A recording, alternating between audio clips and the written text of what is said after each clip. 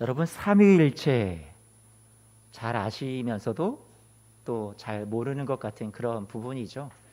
하나님이 삼위일체로 존재하신다. 우리가 인간의 이해, 이성으로 판단해서 하나님의 그 존재 자체를 다 어떻게 논리적으로 증명해내고 우리가 그것을 설명하기가 어려운 것 같습니다. 사람과는 다른 분이니까요. 전혀 존재 자체가 차원이 다르신 분이니까 우리가 다 인간의 논리와 이해로 설명할 수는 없는 분이지만, 그래도 여러분들에게 오해되는 부분이 있어서 오해는 좀 풀어드리고 싶은데요. 이 삼위일체를 자주 가르칠 때 사용되는 이야기, 비유가 하나 있는데 이렇게 표현합니다. 물이 있는데 물이 실온에서는 액체로 존재하지만 온도가 낮아지면 고체인 얼음이 되기도 하고, 또 온도가 끓어서 높아지면 기체인 수증기가 된다. 마치 하지만 물은 동일한 물이듯이 삼위일체 하나님도 이렇게 세 가지 모습으로 우리에게 양태를 보인다 해서 이게 대표적인 잘못된 삼위일체론에 대한 이야기예요. 그래서 이런 것들에 대해서 오해가 없어야 될 것 같은데, 왜 이런 이야기가 생겼냐면 한 분으로 존재하신다라고 하니까 숫자 1의 개념에 너무 우리가 꽂혀 있는 거죠. 그래서 거기에서 오해가 생기는데, 세 분이 한 분으로 존재하신다라는 것은 숫자가 1로 존재한다라는 그런 의미가 아니에요. 자꾸 1로 숫자를 만들려고 하는 우리의 노력이 있는데 그 부분을 이야기하는 것이 아니라 세 분이 다른 인격을 갖고 계십니다. 세 분이 다 존재하시는 거예요. 그런데 세 분이 연합하여서 한 분으로 존재하신다라는 거예요. 이게 좀 말이 다른 것 같아요. 숫자로서의 1이 아니라 연합으로서의 하나됨을 말하는 것이 삼위일체예요. 왜? 그러면 몸체, 아니 한 몸이라고 얘기하지 않았습니까? 이렇게 얘기하는데, 여러분들에게 좀 더 쉽게 얘기하면, 여러분들 가족들에게 저도 그런 이야기를 잘 표현을 쓰는데, 우리 가족은 하나야. 그 얘기는 뭐예요? 서로 몸이 다 한 대 다 붙어 있다라는 얘기는 아니잖아요. 셋 다 개성이 있고 다른 생각을 갖고 있지만 셋이서 연합하여서 우리가 하나 되자는 의미에서 우리는 한 몸이라고 표현하죠. 여러분, 교회를 우리가 표현할 때도 에베소서 말씀에 뭐라고 표현하고 있냐면 이렇게 표현하죠. 아니, 고린도전서 12장 말씀에 이렇게 표현하죠. 이렇게 표현하는데 한번 들어보세요. 성경이 준비되어 있으면 띄워주시고요. 우리가 유대인이나 헬라인이나 종이나 자유인이나 다 한 성령으로 세례를 받아서 무엇이 되었다고요? 한 몸이 되었다고요. 지금 여러분 자연스럽게 이것을 받아들이고 있잖아요. 한 몸이라는 것을. 아니, 어떻게 한 몸이에요? 서로 다른 다 몸을 갖고 있는데, 그러나 우리가 한 몸으로 표현한단 말이에요. 헬라인이나 종이나 자유인이나 유대인이나 누구나 할 것 없이, 차별이 없이 다 우리는 그리스도 예수 안에서 한 몸 된 교회입니다. 이렇게 표현을 하고 받아들이고 있단 말이죠. 삼위일체, 세 분이 한 분으로 계신다라는 것도 숫자로서의 하나가 아니라 세 분이 연합하고 긴밀한 그런 교제, 코이노니아를 이루고 계시는 분이라는 것을 우리에게 말씀해 주고 있습니다. 그렇다면 왜 자꾸 한 분 한 분 합니까? 그것은 한 존재로서의 한 분이 아니라 유일하시고 살아계신 우리의 유일한 예배와 믿음의 대상이 되시는 분으로서 한 분밖에 아니다라고 해서 그 유일한 대상으로서의 한 분을 우리가 믿는다라는 거죠. 그런데 여러분들에게 제가 이렇게 삼위일체를 설명드린 이유는 오늘 말씀이 성령님에 대해서 여러분들에게 좀 가르쳐드리고 또 나누어야 될 부분들이 있어서 그래요. 성령님에 대해서 말씀을 통해서 우리가 알아가기를 원하는데, 보이지 않는 성령님에 대해서 여러분들에게 설교한다는 것이 참 어려워요. 그래서 오늘은 어쨌든 말씀 안에 약속되어 있는 부분들에 대해서 또 말씀이 가르쳐주는 범위 안에서만 여러분들에게 설명을 해드리고, 워낙 방대한 내용이다 보니까 성령님에 대해서 말씀을 드리자면 또 몇 주에 걸쳐서 나누어도 모자랄 것 같아요. 그래서 오늘은 오늘 본문 말씀과 연관되어 있는 범위 안에서만 성령님에 대해서 여러분들에게 전해드리려고 합니다. 우선 예수님이 성령님을 어떻게 소개하고 있는지 우리가 같이 좀 말씀을 살펴보기를 원하는데요. 요한복음 말씀의 14장 16절 말씀입니다. 같이 한번 좀 읽어볼게요. 내가 아버지께 구하겠으니 그가 또 누구를 보내요? 보혜사. 성령님의 다른 이야기가 이름이 보혜사라고 얘기를 해주고 있어요. 보혜사를 너희에게 주사 영원토록 너희와 함께 있게 하겠다라고 말씀하셨어요. 17절 말씀을 또 볼까요? 그는 진리의 영인데 세상은 능히 그를 받지 못하나니 이는 그를 보지도 못하고 알지도 못함이라. 그러나 너희는 그를 아나니 그분이 성령님이 오셔서 저와 여러분들과 어떻게 해주신다고 얘기하고 있어요? 함께 거하신대요. 또 뿐만 아니라 곁에 계신 것만이 아니라 심지어 여러분 안에 어떻게 하신다고요? 내주하신다. 이렇게 약속해 주셨어요. 누가요? 성령님이요. 그렇다면 16절 말씀에 보혜사라는 말을 우리가 보았었잖아요. 보혜사. 그 보혜사라는 말은 어떤 의미를 갖고 있을까요? 성경의 다른 곳에 이 보혜사라는 표현은 이렇게 표현됩니다. 돕는 분, 위로자, 변호해 주시는 분. 그 같은 단어가 파라클레토스라는 이 의미가 이렇게 번역되어서 나타나기도 해요. 돕는 분, 위로자, 변호자. 이렇게 표현되는데 이 파라클레토스 헬라어 원문인데 원어 단어를 여러분들에게 좀 양해해 주시고 들으세요. 제가 뭐 영어도 잘하지도 못하고 원어도 모르지만 그래도 이것만큼은 조금 원문의 의미를 풀어드려야 정확하게 이해가 될 것 같아서 여러분들에게 조금 설명을 더 드리도록 하겠습니다. 그 다음 한번 넘겨주실래요? 자, 파라클레토스 할 때 이 파라라는 것은 내 옆에라는 말이에요. 곁에라는 말이에요. 아까 요한복음 14장 여러분 17절 말씀에 우리와 함께 거하시는 분이라고 얘기를 했단 말이에요. 곁에 계시는 분이에요. 함께 해주시는 분이에요. 그리고 클레토스라는 말은 어떤 의미를 갖고 있냐면 부르다, 콜이라는 의미를 갖고 있어요. 영어의 콜도 이 클레토스의 이 콜이라는 의미에서 나왔어요. 헬라어에서 나왔는데요. 부른다라는 의미예요. 그런데 이게 그러면 곁에 부른다, 성령님의 이름을 보혜사라고 그랬는데 곁에 부른다? 이게 무슨 말일까요? 이런 의미예요. 곁에 부른다라는 것은 우리가 부르면, 우리가 도움을 요청하면, 우리가 신음하고 탄식하면, 우리가 아파하고 있으면 성령님께서 어떻게 하신다는 얘기냐면 곁에 딱 서 계신다라는 거예요. 우리의 곁에 떠나지 않고 지켜주신다라는 거예요. 동행해 주신다라는 거예요. 곁에 찾아와 주신다라는 거예요. 그래서 곁에 부른다라는 말은 이렇게 표현할 수 있습니다. 다음이요. 한 번만 더 넘겨주세요. 이게 방송이 조금 딜레이가 이렇게 늦어지는 경우가 있어요. 컴퓨터가. 그러니까 여러분 이해를 좀 해주세요. 소환되었다라는 얘기예요. 파라클레토스, 누군가의 부름에 소환되었다, 불려짐을 당하였다라는 의미예요. 누군가를 돕기 위해서 곁으로 불려졌다라는 거예요. 그 의미를, 이름을 갖고 계신 분이 누구예요? 바로 성령님이에요. 성령께서 하나님께서 보내시기도 하셨어요. 하나님의 부름을 받고 저와 여러분들에게 파송을 받으신 분이 성령님이시기도 해요. 이런 의미로 학자가 설명하기도 해요. 그러나 또 다른 학자들은 어떻게 표현하고 있냐면 하나님을 돕기 위해서도 물론 맞지만 저와 여러분들을 돕기 위해서 우리의 고통과 신음에 민감하게 반응하시고 우리가 부르면 바로 즉각 곁에서, 우리의 곁에서 지켜주시면서 도와주시는 분, 소환되시는 분, 부르심을 당하는 분, 그분이 누구예요? 성령님이라고 그렇게 표현하고 있습니다. 여러분 이제 의미를 좀 더 아시겠죠? 감히 누가 누구를 불러요? 주님 앞에 우리가 성령님 이렇게 주님을 찾아가야, 우리의 제 발로 찾아가서 그래도 은혜를 받을까 말까 하는 것이 우리의 존재에 불과한데, 그게 아니라 우리가 신음하고 탄식하고 있을 때 성령님께서 즉각 반응하시고 우리의 곁에 소환되어 오신다라는 거예요. 불려짐을 당하신다라고 성령은 우리에게 말씀이 가르쳐 주고 있어요. 성령님의 위치가 지금 어디예요? 성령님의 지금 위치가 여러분 곁이에요. 바로 옆이에요. 또 아까 요한복음 14장 17절 말씀에 의거하면 여러분 안에도 같이 거해 주세요. 여러분을 떠나지 않으세요. 주님께서 이렇게 저는 오늘 말씀을 통해서 말씀해 주시는 것 같아요.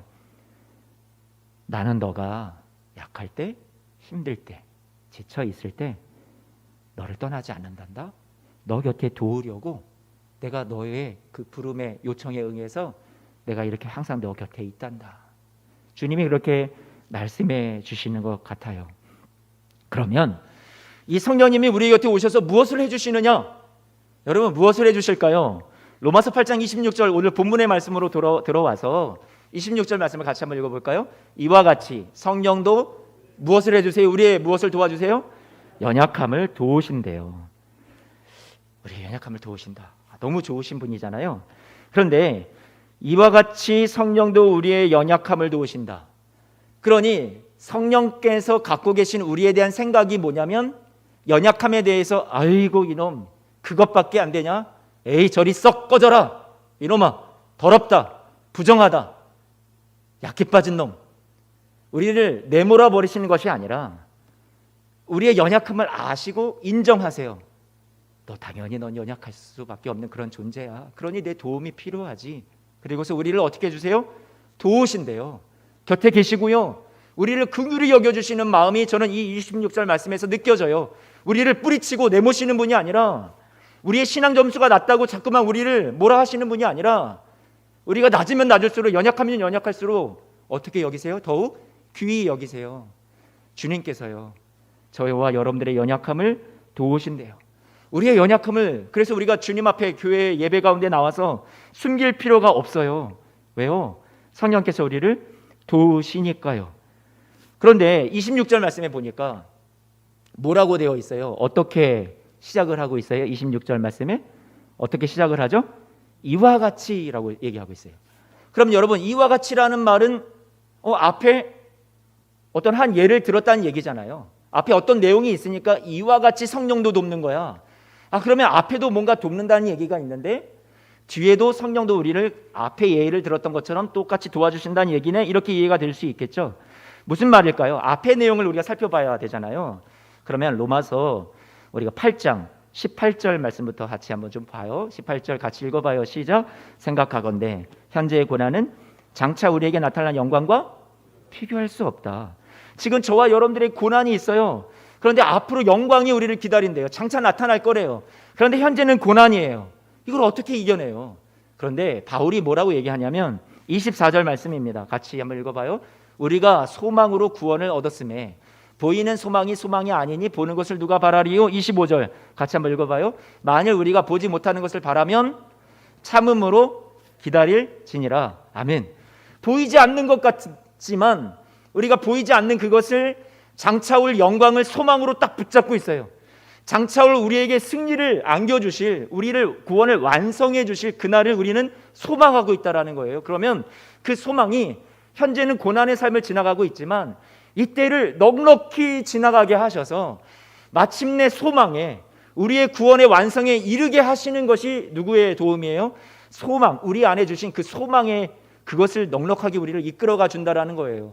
소망도 우리가 보이지 않는 것 같지만 그것을 단단히 붙잡을 때 최후 승리를 얻는 그 순간까지 소망이 우리를 잘 이끌어가 줄 터인데, 이와 같이 소망만 그렇게 하시는 것이 아니라, 소망만 우리 안에서 역사하는 것이 아니라 성령도 우리의 연약함을 이 샌드위치처럼 고난과 장차 올 영광 사이에서 끼어있는 우리를 가만히 버려두지 아니하시고 끝까지 도우셔서 마침내 영광에 이르게 하시는 그 자리에 이르도록 우리의 연약함을 어떻게 하신다고요? 도우신대요. 저와 여러분 연약함을 당연하다고 생각하시는 거예요. 너 쓰러질 수밖에 없지, 너 넘어지지, 또 약해서 절망하지, 그래서 내가 있잖아, 그래서 내가 너의 연약함을 도와줄 거야 라고 말씀하시는 것이 누구의 음성이에요? 성령의 음성이고, 그래서 내가 너 곁에 있는 거야, 너 안에 있는 거야 말씀해 주시는 거죠.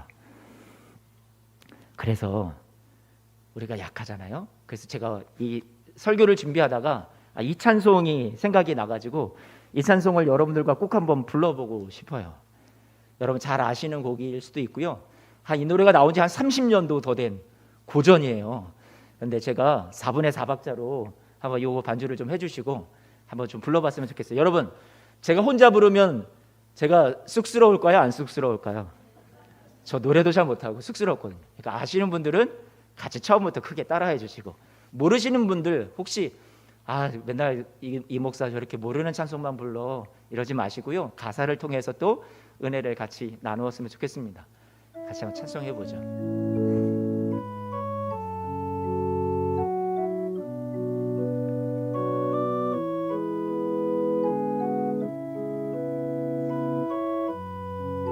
내 모습 어디가 아름다워 주님 나를 사랑하시나. 내 모습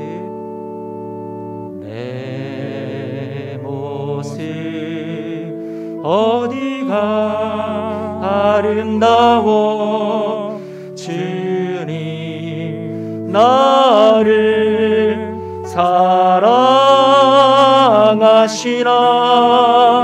너무나 약하여 너무나 부족하여 너무나 눈물 많아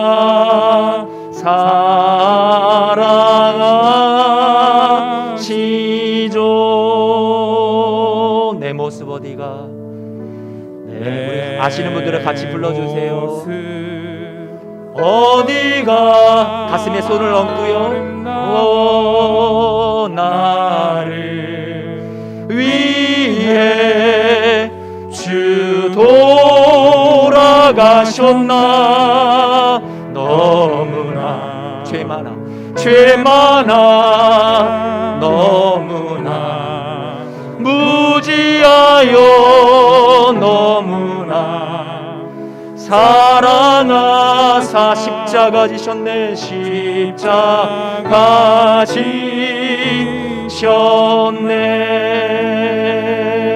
지셨네.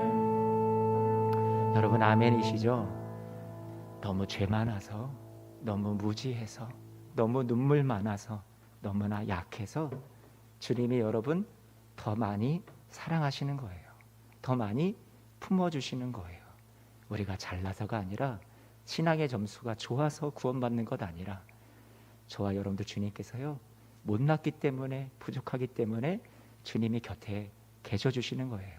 세상 끝날까지 이 주님의 도우심 힘입어서 여러분 지금 힘들겠지만 한날 한날 이겨냈으면 좋겠습니다.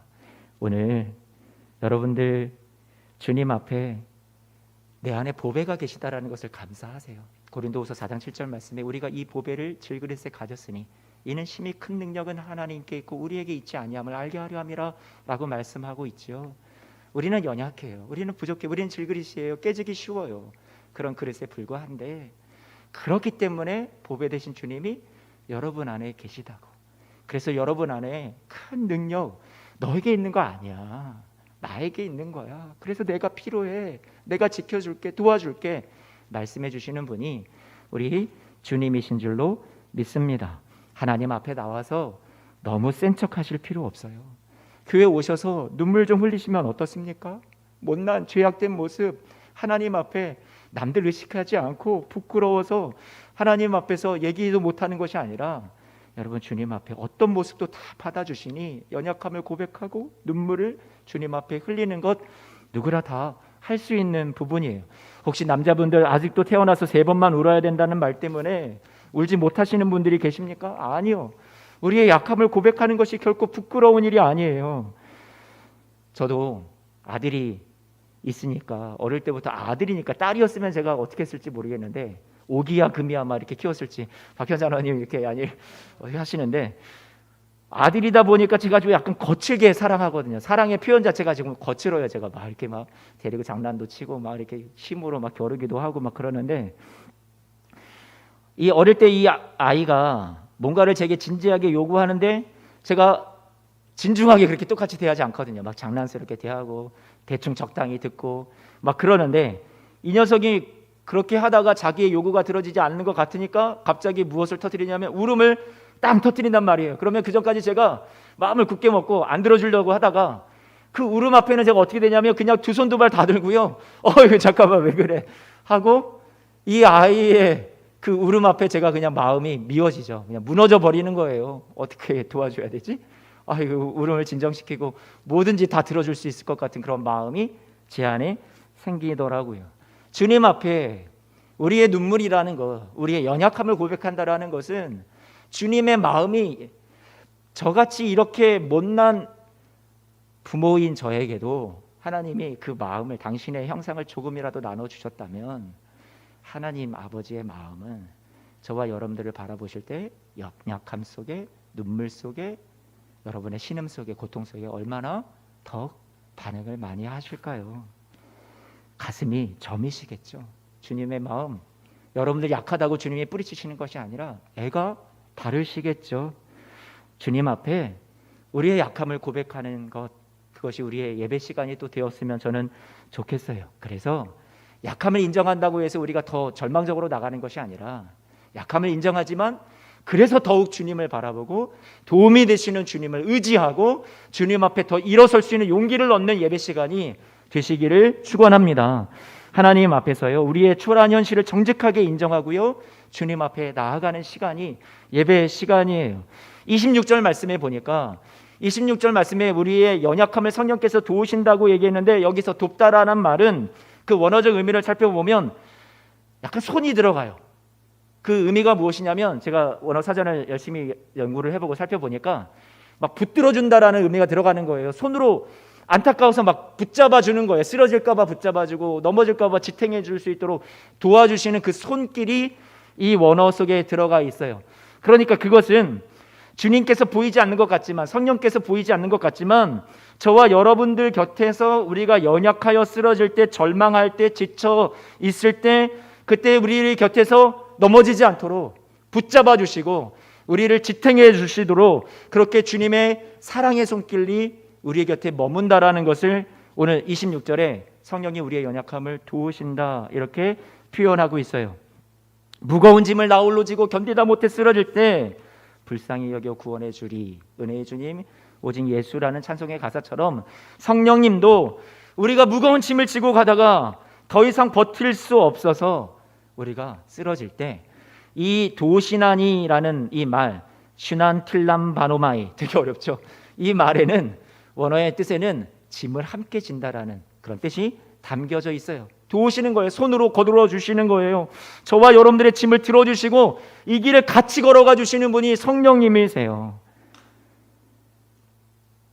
로마서 8장에서 이렇게 우리의 곁에서 우리의 연약함을 도와주시는 분이 어떻게 도와주시는지에 대해서 조금 더 설명을 드렸었는데, 한번 복습 한번 해볼까요? 로마서 8장에 이렇게 도우신다고 얘기했었어요. 첫째, 성령은 우리가 모든 정죄함에서, 그래 나는 이제는 버림받은 인생이야, 나는 멸망할 거야, 나는 구원받지 못할 거야 하는, 나는 하나님 말씀을 다 지키지도 못했어 하는 그런 정죄함으로부터 여러분 어떻게 해주신다고요? 성령께서 여러분 벗어날 수 있도록 해방시켜 주신대요. 이 말은 조금 더 의미를 해보면, 성령의 능력이, 성령의 도우심이 내 힘이 아니라, 내가 하나님 말씀대로 다 순종하며 살 수 없으니까, 다 지켜서 내가 천국에 갈 수 없으니까 성령께서 여러분의 부족함을, 연약함을 인정하시고 알기 때문에 찾아오셔서 세상 끝날에 우리가 구원을 온전히 이룰 수 있도록 완성에 들어가도록 성령께서 여러분들을 계속해서 도와주셔서 율법의 정죄함, 멸망으로부터, 사망으로부터 벗어날 수 있도록 도와주시는 게 누가 해주시는 일이라고요? 성령께서 해주시는 일이라고요. 성령이 이렇게 우리를 도와주세요. 두 번째, 또 우리를 타락한 본성과 죄로부터 벗어날 수 있도록 도와주시는 거예요.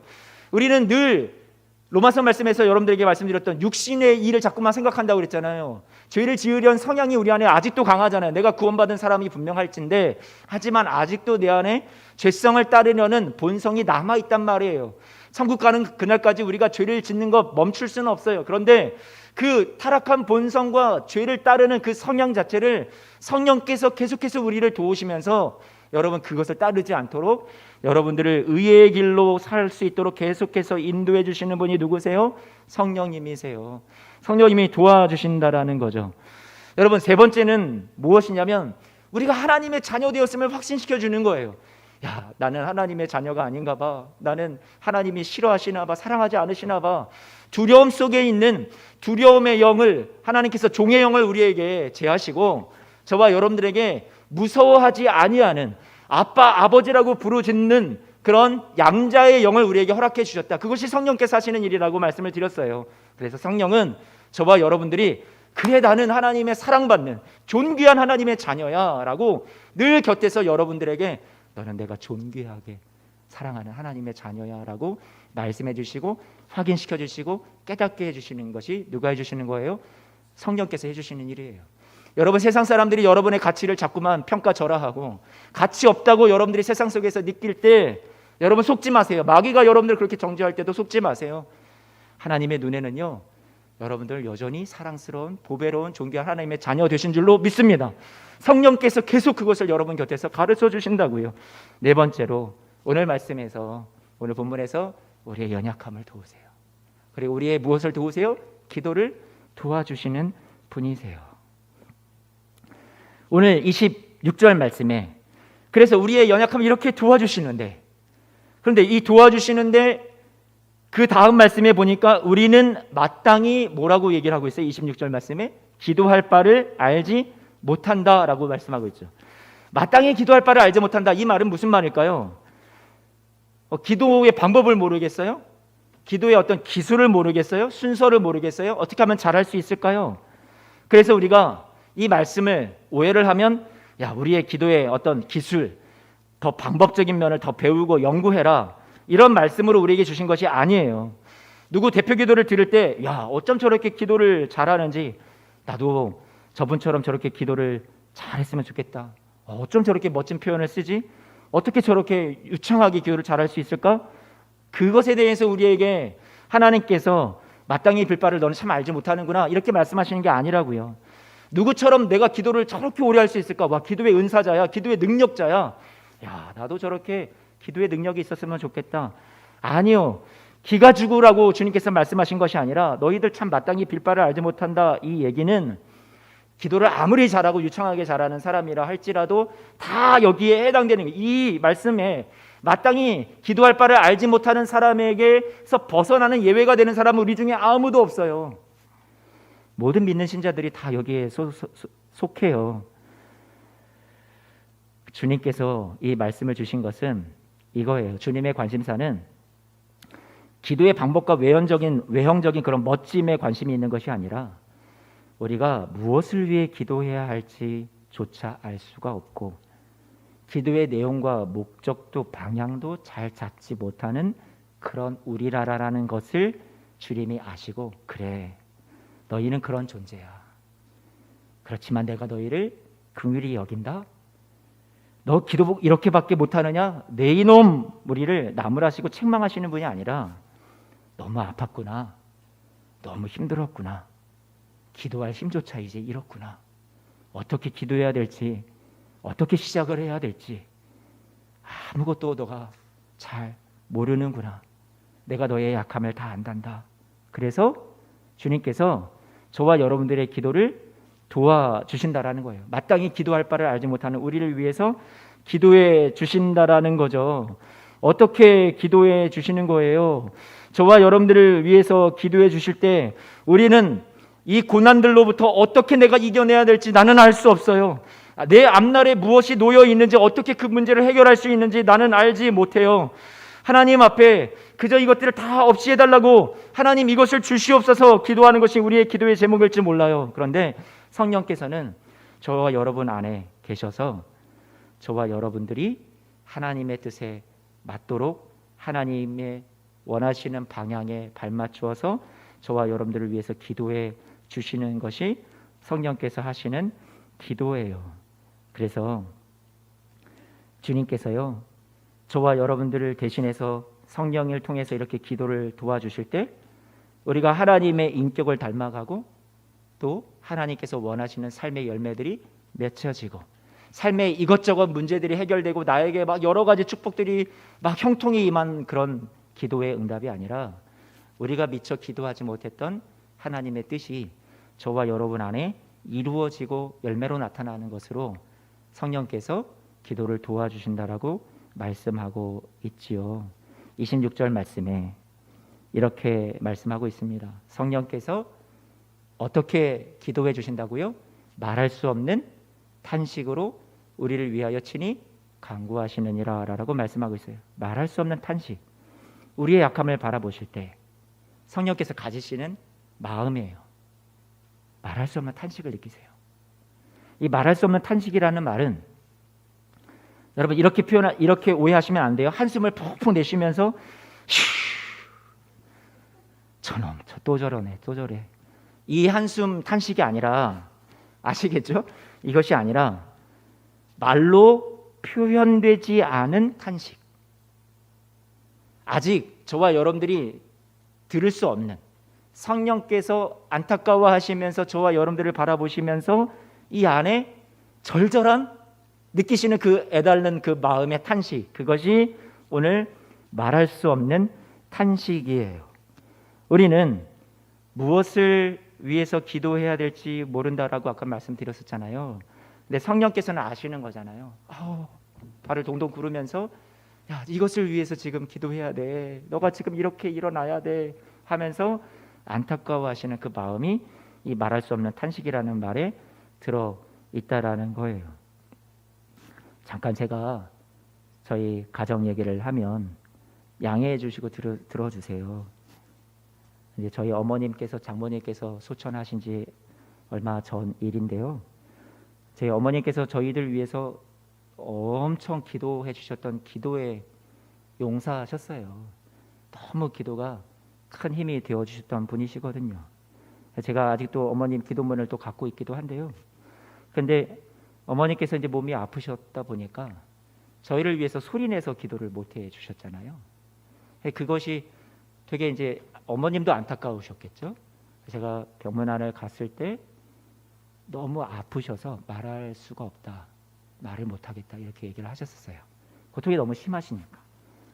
근데 하루는 저희 원로 목사님 사모님에게 전화가 왔는데 저희 어머니 장모님께서 꿈에 나타나셔서 저희 가정을 위해서 기도해 주시는 그 기도의 부탁을 하시고 그렇게 꿈에서 나타나셨던 거죠. 그 전화가 있고 난 이후에 새벽같이 전화가 오셨었는데 원로 사모님께서 꿈이 너무 생생하셔서 그렇게 전화를 주셨고 그 시간이 지난 1시간 반 정도 지난 이후에 아버님에게 전화가 왔어요. 병원에 입원해 계셨을 때 있는데 병 간호하시던 아버님이 야 어머니 숨소리가 이상하다 하면서 들어봐 해서 귀에다 제 전화기 너머로 들려주시는데 숨소리가 이제 곧 임종하실 것 같은 직감을 받았어요. 불규칙하고요. 안 되겠다. 이게 마지막이구나 하고 그날 그 전화를 받은 날 바로 아내랑 같이 막 부랴부랴 준비해서 달려갔죠. 그래서 도착하니까 딱 5분 전이었어요. 소천하시기 5분 전.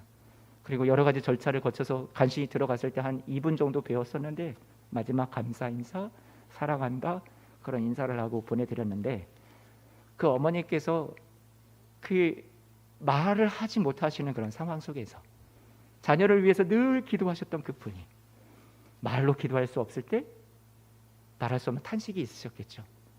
그런데 꿈속에서라도 원로 사모님에게 나타나셔서 우리를 위한 기도의 내용을 전하셨다라는 것은 저는 이게 성령께서 하시는 일이구나라고 저는 생각을 해요. 우리가 성령께서 저희 어머니가 그런 늘 자식들이 기도의 제목이고 늘 중보하셨던 그런 어머니시니까 말씀은 하지 못하셔도 꿈에서라도 기도해 주셨잖아요. 성령께서도 마찬가지라는 거예요.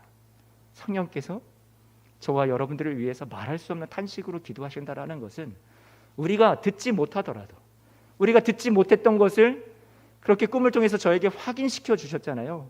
내가 이 시간까지도 말은 하지 못하지만 너를 위해서 기도한단다라고 말씀해 주셨던 것처럼 보여주셨던 것처럼 어머니 사랑을요 성령께서 여러분의 귀에 다 들리지 않아요. 성령께서 주시는 여러분을 위한 기도가 우리가 다 알지도 못하죠. 그러나 여러분을 위해서 성령께서 기도하신다라는 것은 여러분 제가 이렇게 설명드릴 수 있을 것 같아요.